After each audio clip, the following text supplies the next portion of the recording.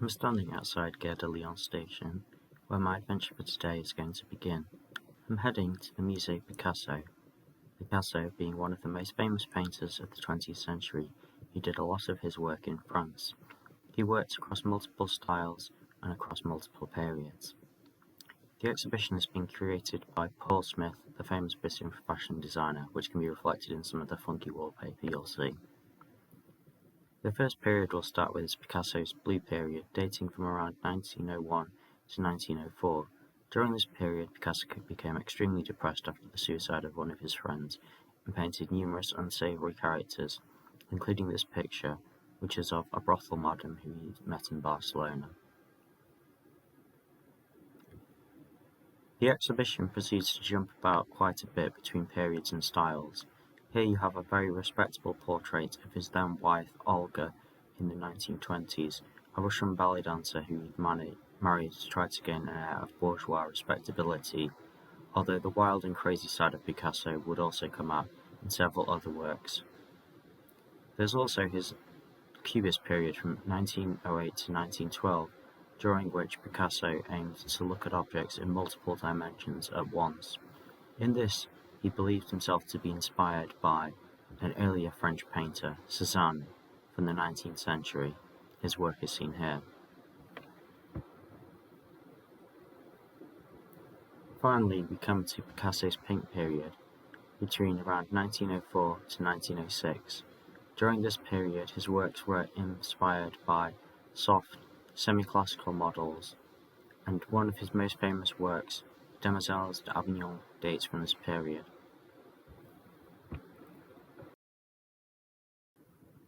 While walking through this museum, I was struck by the versatility and the multiple styles of Picasso, even more so than what I'd seen in books. Some of his works are just so bizarre and unbelievable that they have to be seen to be believed. This one here, Picasso seems to be capturing some sort of abstract form of a woman and then transfiguring it into almost a series of geometric shapes. While these works created during the wartime period, which Picasso remained in Paris during World War II, reflect deep anxieties and insecurities about the way in which the world was heading.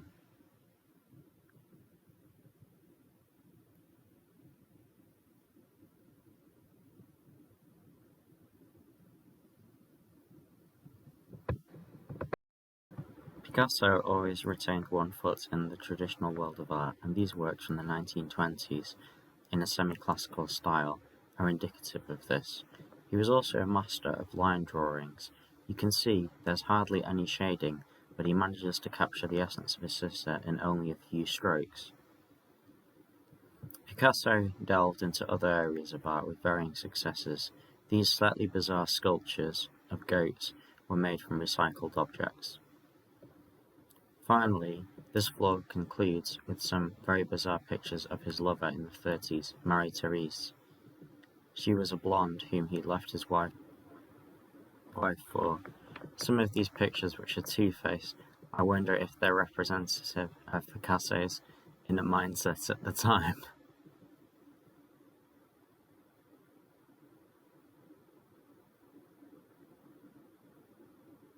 Picasso was also influenced by primitive art, including African and Asiatic cultures.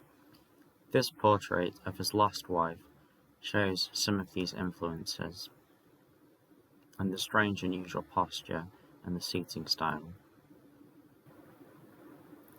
The end of the exhibition sees a recut of Monet's 19th century painting Le Déjeuner sur l'herbe by Picasso. Picasso would often take themes and riff off them, such as bullfighting, which is in the previous room, which I didn't bother to film. Picasso is something of a magpie, taking influence of a variety of styles and periods. Now I'm going to see a museum which really does encapsulate all those styles and periods. Just crossing the Seine at the minute on my way there. It's quite a long walk. Ahead of me is the Aile de la Cité, where Notre Dame is situated. On the other side of the river from the Louvre is where this building is located. I've already done a video which covered it before, so this will be relatively brief. The exhibition space in question is the Musée d'Orsay, a 19th century station which was converted into a giant warehouse for art from all periods of French history. It's a new section of the museum which I haven't seen before. The United States and British Art Nouveau collections would be open, but it was not. Instead, I came to this, the French section, which is based around the nabis, several artists and designers in the late 19th century who came together to create beautiful furniture and objects d'art. This included artists such as Monet and Vouloir. Here we can see a mirror, and up there a highly decorated light. These works would have adorned the halls of the rich and famous. The late 19th century not only saw an increasing accumulation of wealth in the hands of the upper middle class, which they could invest into furniture, but also the influence of numerous overseas designers, particularly from Japan, and rediscoveries of traditional crafts. Here you can see on this chair some Celtic knotwork has been engraved into the leather, while this screen, slightly influenced by Japan, is something that you would not have found a century before. There is an emphasis on traditional handcrafts. Here you can see that this chair with its leaf-cut designs and delightful eagles carved into the handrails seems to have something almost primitive about it.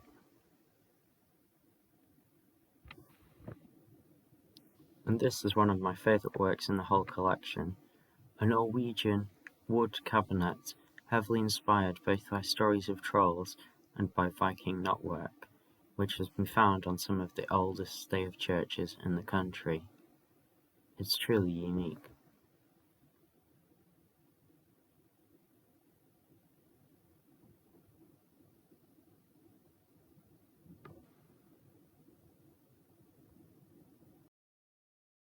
As well as an extensive furniture collection, the Musée d'Orsay has many Impressionist paintings, such as these by the artist Paul Cézanne. Cézanne came from outside of Paris, from Aix-en-Provence in the south, and he was deeply affected by the natural landscape. Natural forms were a key part of his oeuvre, such as this work of apples and oranges. He is famous for saying, "I will astonish Paris with an apple." Cézanne was also interested in ordinary working life. This picture of the card players is typical of him, but he also had to pay his dues to his dealers, and so here is a portrait of his famous art dealer.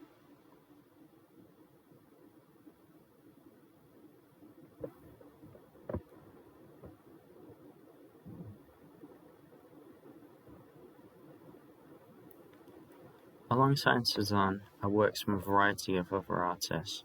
Many of the Impressionists were influenced by the natural world and painting outside, so paintings such as these by Gauguin, in slightly extraordinary colours, capture this.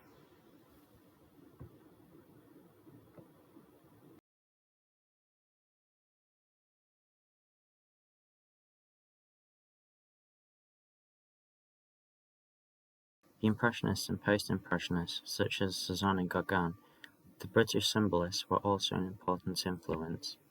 Here you can see a picture by Edward Burne-Jones of the Wheel of Fate, with a man pressing down on the head of a king, while fortune looks on. The Belgians also had an influence on symbolism. At the top, there is a work known as the School of Platon by Jean Deville.